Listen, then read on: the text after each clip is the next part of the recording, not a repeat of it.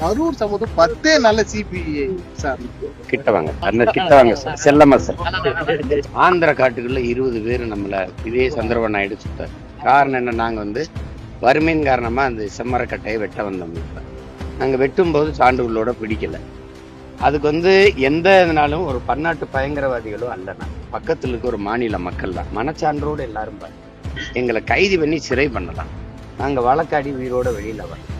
ஆனா எதுக்காக சுட்டு அப்படியே உடல் அப்படி போட்டு உடையெல்லாம் கலட்டிட்டு விறகு கட்டையில ஒரு எண்ணெய், எங்க காலிலையும் ஒரு எண்ணெய் போட்டு, மரக்கட்டையும் தமிழன் உயிரும் ஒண்ணுன்னா, ஒரு மரக்கட்டையும் மனித உயிரும் ஒன்னான்னு இந்த நாட்டுல யாராவது ஒருத்தங்க கேட்டிருக்கான? அந்த செத்த குடும்பத்துக்கு இந்த நாடு கொடுத்த காசு எவ்வளவு? பசிக்காதானே பிழைக்க போனேன். சரி, அப்படியே போனாலும் அவனுக்கு சரி வெட்ட வந்த கூலி என் மாநிலத்துல இருந்தான், வெட்டி எத்தனை முதலாளி எங்கடா இருந்தான்னு கேட்டிருக்கணுமா இல்லையா? அவன் மேல ஏன்டா நீ வழக்கு போடல? அவனை ஏன்டா கைது செய்யுங்க?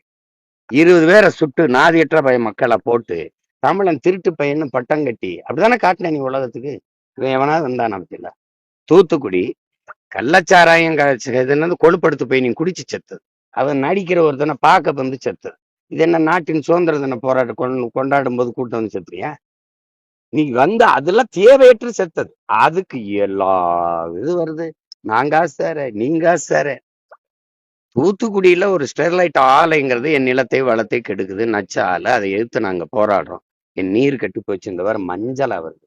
சமைச்சா மஞ்சள்ல புளிச்சோறு மாதிரி வருது, எலுமிச்சன் சோறு மாதிரி வருது, சாப்பிட முடியாது. புற்று வருது, இருமல் வருது, தோல் நோய் வருது, நுரையீரல் தொற்று வருதுன்ட்டு போராடின மக்கள் போராட்டம். அதையே சுட்டு கொண்டீங்க.